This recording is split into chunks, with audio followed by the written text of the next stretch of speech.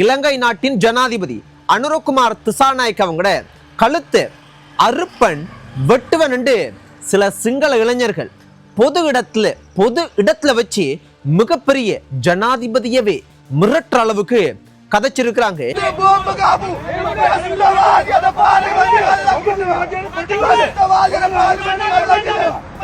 ஏன் இவங்க இந்த அளவுக்கு கோபமாக ஜனாதிபதியவை எதிர்த்து கொலை மிரட்டல் அளவுக்கு கதைச்சிருக்கிறாங்கன்ற இதனுடைய பின்னணியை நான் உங்களுக்கு சொல்றேன்.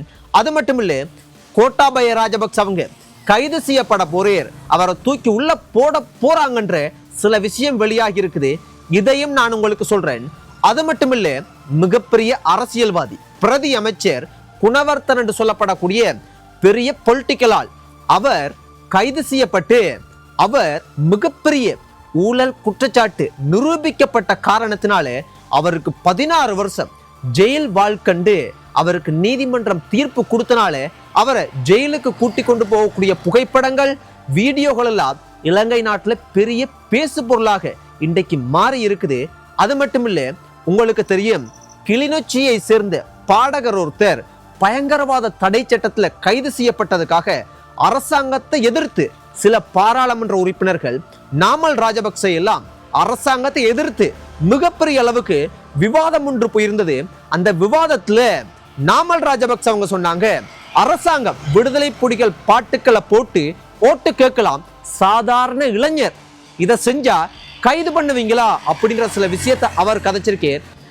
தலைவர் பிரபாகரன் அவர்களை பத்தி கதைக்கிறது பயங்கரவாத தடை சட்டமே இல்லைண்டு. தலைவர் பிரபாகரனை போட்டினாலோ தமிழீழ விடுதலை இயக்கத்தை புகழ்ந்து கதைச்சாலும் அது பயங்கரவாதம் இல்ல, அது ஒரு கருத்து. அந்த கருத்தை நீங்க பயங்கரவாத தடுப்பு சட்டத்துக்கு இல்ல, இல்லாட்டி அவசர கால சட்டத்துக்குள்ள கொண்டு வந்து அதை தடை செய்ய முடியாது.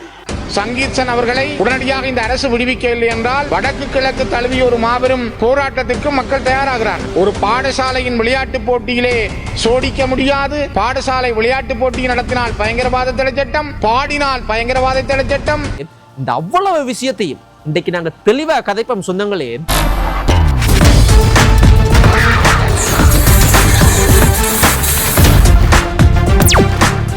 முதலாவது, ஜனாதிபதி அவர்களையே நானாக இருந்தாலும் சரி, நீங்களாக இருந்தாலும் சரி, யாராக இருந்தாலும் ஒரு பொது இடத்துல நாங்க அவரை கொலை செய்வோம், கழுத்தை வெட்டுவோம், குத்துவோம், இது போல கதைக்க முடியுமா? ஆனா போலீஸ் நிக்கிறாங்க, மக்கள் நிக்கிறாங்க. போலீஸுக்கு முன்னுக்கே இளைஞர்கள், ஒரு இளைஞர்களோட சேர்ந்து கதைக்கிறேன், ஜனாதிபதியை கொலை செய்யக்கூடிய அளவுக்கு கதைக்கிறேன். ஏன் இந்த அளவுக்கு கோபம்? என்ன நடந்ததுண்டா, சில நாட்களுக்கு முதல் ரவிகரன் என்று சொல்லப்படக்கூடிய தமிழ் பாராளுமன்ற உறுப்பினர் விடுதலை புலிகளை சேர்ந்த பால்ராஜ் என்று சொல்லப்படக்கூடிய அவர் சமர்கல நாயகன் சில விஷயங்களை போற்றி அவரினுடைய நினைவை கூர்ந்து பாராளுமன்றத்தில் கதைச்சிருந்தார். அதுக்கு எதிர்ப்பு தெரிவிச்சு தான் ஜனாதிபதி அவர்களுக்கு இந்த எதிர்ப்பை ஜனாதிபதியை கொலை செய்யக்கூடிய அளவுக்கு, கொலை மிரட்டல் விடுக்கக்கூடிய அளவுக்கு இந்த அளவுக்கு மோசமாக கதைச்சிருந்தாங்க. எதுவாக இருந்தாலும் ஒரு நாட்டினுடைய ஜனாதிபதியை இந்த அளவுக்கு கதைக்கிறத அந்த போலீசாக்கள் வேடிக்கை பார்த்து கொண்டிருக்கிறத பார்க்கும்போது இந்த நாட்டினுடைய நிலைமை லேசில சரி செய்யக்கூடிய நிலைமை இல்லைன்றது அதை பார்க்கும் போதே தெளிவாக இருந்தது. சிங்களமோ தமிழோ முஸ்லிமோ பரங்கியோ யாராக இருந்தாலும் ஒரு நாட்டினுடைய சட்டத்தை மதித்து நடக்க வேண்டியது ஒவ்வொருவரினுடைய கடமை. இதுபோல சட்டத்தை மதிக்காம நடக்கிறவங்களுக்கு சட்டம் வாய் பார்த்து கொண்டிருக்கின்றதை நாங்க யோசிக்கும் போது இந்த நாட்டில் மக்களினுடைய பாதுகாப்பு எந்த அளவுக்கு உறுதி செய்யப்பட்டிருக்கின்ற ஒரு கேள்வி ஒவ்வொருவருக்கும் எழுகுது. இந்த விஷயத்தை இன்றைக்கு பார்க்க கிடைச்சது சொந்தங்களே, அதை பார்க்கும்போதே மிகவும் பாரதூரமாக ஆபத்தான விஷயம் போல இருந்தது. அடுத்தது, கோட்டாபய ராஜபக்ச அவங்க ஏன் கைது செய்யப்பட போறாங்கன்ற விஷயம் வெளியாகி இருக்குதுண்டா, இப்ப கொழும்புல கோட்டை புகையிரத நிலையத்துக்கு முன்னுக்கு இன்றைக்கு நேத்து மிகப்பெரிய அளவுல போராட்டம் ஒன்று நடந்து கொண்டிருக்குது. அந்த போராட்டம் என்னடா, இந்த ஆலயங்கள்ல சில வருஷத்துக்கு முதல் ஆலயங்கள்ல பெரிய பெரிய ஹோட்டல்ல குண்டு தாக்குதல் நடந்தது. அந்த குண்டு தாக்குதல் சம்பந்தப்பட்ட விஷயத்துல கைது செய்யப்பட்டவர் இந்த சாலை என்று சொல்லப்படக்கூடிய நபர். அந்த சாலையை விடுதலை செய்யணும், அதே போல சில விஷயத்தை எல்லாம் சொல்லி போராட்டம் நடந்தது. ஏன் அந்த போராட்டம் நடந்த சாலையை வாய் துறந்தால் அவர் எப்படியாவது வெளியெடுக்கணும், அவர் எப்படியாவது காப்பாற்றணும். ஏன் இவங்க அரசியல்வாதிகள் போராடுறாங்கன்னா, அவர் வாய் துறந்தால் இதுக்கு பின்னுக்கு, இந்த குண்டு தாக்குதலுக்கு பின்னுக்கு இருக்கிறது கோட்டாபய ராஜபக்சன்றது தெரிஞ்சிடும். அதனாலதான் இவங்க மல்லு கட்டுறாங்கன்னு நான் சொல்ல இல்லை, சரத் பொன்சேகா அவங்க சொல்லி இருக்கிறார். இந்த குண்டு தாக்குதலுக்கு பின்னுக்கு இருக்கிறது கோட்டாபய ராஜபக்ச தான் என்றதையும் சரத் பொன்சேகா அவங்க இந்த விஷயத்தை கதைச்சிருக்கிறார். இதை விட முக்கியமானது என்னடா, இன்றைக்கு பாராளுமன்றத்திலேயே பெரிய அளவில் சூடு பிடிச்சிருந்தது இந்த கிளிநொச்சியை சேர்ந்த பாடகர், பாட்டு படிக்கிற ரெப்பாட்டு படிக்கிற அந்த நபர் கைது செய்யப்பட்டதுக்கு எதிர்ப்பு தெரிவிச்சு அரசாங்கத்துக்கு பாராளுமன்ற உறுப்பினர் அர்ச்சுனா அவங்க என்ன சொல்லியிருந்தாங்கடா, இது விடுதலை செய்யறதுக்காக சில விஷயத்தை கதைச்சிருந்தே. ஸோ அது அவர் மட்டுமில்லை, கஜேந்திரகுமார் பொன்னம்பலம் அவர் சொல்லி இருந்தேர், இது தலைவர் பிரபாகரன் அவர்களை பற்றி கதைக்கிறது பயங்கரவாத தடை சட்டமே இல்லை, அது ஒரு கருத்து, அது அவரினுடைய கருத்தை அவர் பாடல் மூலம் வெளிப்படுத்தி இருக்கிறார் என்ற ஒரு விளக்கத்தை அரசாங்கத்துக்கு சொல்லியிருந்தேர். அரசாங்கம் முதலாவது பயங்கரவாத தடை சட்டத்தை படிக்கணும், அதை தெரிஞ்சு கொள்ளணும், புரிஞ்சு கொள்ளணும். அந்த பக்குவம் அவர்களுக்கு அரசாங்கத்துக்கு வர இல்லைன்ற ஒரு விஷயத்தை விளக்கத்தை கொடுத்து இருந்து, அதாவது இந்த கைதுன்றது ஒரு பயங்கரவாத தடை சட்டத்தை பயன்படுத்த தேவையில்லை.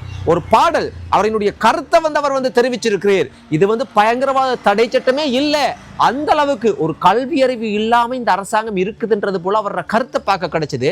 அதே போல ஸ்ரீதரன் எம்பி அவங்க சொல்லியிருந்தாங்க, அவர் கொஞ்சம் அழுத்தமாக, மிக மிக இன்னும் அழுத்தமாக கழிச்சிருந்தார் ஸ்ரீதரன் எம்பி பாராளுமன்ற உறுப்பினர் அவர் என்ன சொன்னார் என்றால், இந்த பயங்கரவாத தடை சட்டம் தமிழ் மக்களை நசுக்குவது போல, அடக்குவது போல, இது போலதான் இன்னும் இருக்கின்ற அவர்களுடைய உணர்வை வெளிப்படுத்தினது மட்டுமில்லாம, இந்த இவரை விடுதலை செய்யாம இருந்தா மக்கள் மிகப்பெரிய போராட்டம், நீங்க வடக்கு கிழக்குல வடக்குல மக்களினுடைய மிகப்பெரிய போராட்டத்தை பார்க்கலாம், போராட்டம் வெடிக்கும் என்ற மிகப்பெரிய அச்சுறுத்தலை, ஒரு பயத்தை, ஒரு எச்சரிக்கையை அரசாங்கத்துக்கு அவர் தெரிவிச்சிருந்தார்.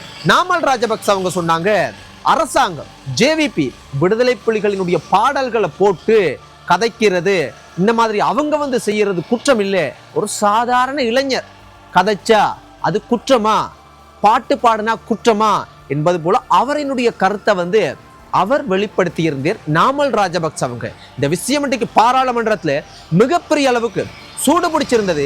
ஆனா உண்மையாகவே இப்ப இதெல்லாத்தையும் கேட்டு போட்டு அரசாங்கத்தினுடைய தரப்புல பாதுகாப்பு அமைச்சர் அவர் என்ன தெரியுமா சொல்லி இருக்கிறார், இதை இன்றைக்கு ஒரு உயர்மட்ட கலந்துரையாடல் ஒன்று கலந்துரையாடப்படும் என்றதை அவர் மென்ஷன் பண்ணியிருந்தார். அதுல அவர் முக்கியமா சொல்ல வந்த விஷயம் என்னென்றால், நாங்கள் உயிரிழந்த மக்கள் அஞ்சலி செலுத்துறது, இந்த இதுகளுக்கெல்லாம் நாங்கள் எந்த ஒரு தடையும் இல்லை, அது வளம போல வந்திருக்கும்.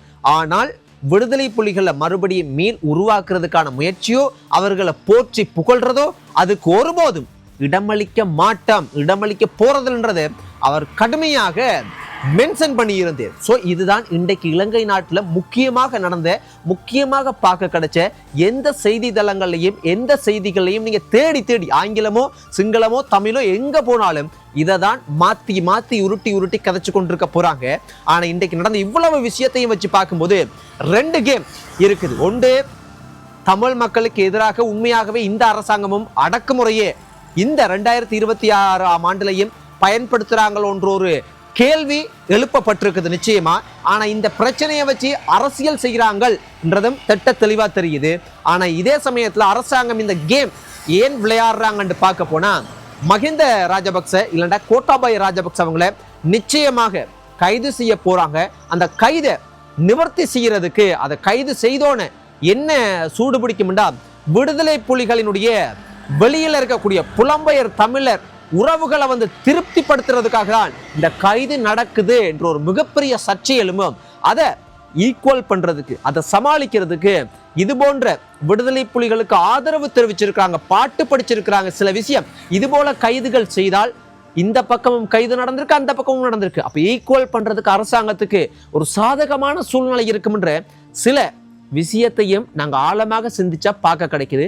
எதுவாக இருந்தாலும் பாதிக்கப்படுறது சாமானிய மக்கள் என்பதுதான் நிதர்சனமான உண்மை. இந்த போராட்டம், இந்த கைது, சகல விஷயம் எங்க நெருக்கடியை கொண்டு வரும்டா பொருளாதாரத்துக்குள்ள நெருக்கடியை கொண்டு வரும். அந்த பொருளாதாரம் எங்க பாதிப்பை கொண்டு வரும்டா ஒரு எரிபொருள் பெட்ரோல் டீசல் லாமன் இந்த விலைகளினுடைய உயர்வு வந்து ஏற்கனவே ஈரான் அமெரிக்கா இஸ்ரேல் இந்த யுத்தத்துல வந்து உயர்ந்து கொண்டுதான் இருக்கு.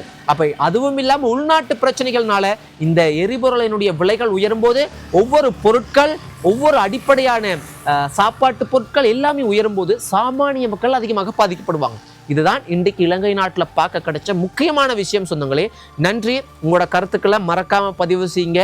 இன்னும் ஒரு காணொளியில சந்திப்போம். குட் நைட், ஸ்வீட் ட்ரீம்ஸ், பாய்.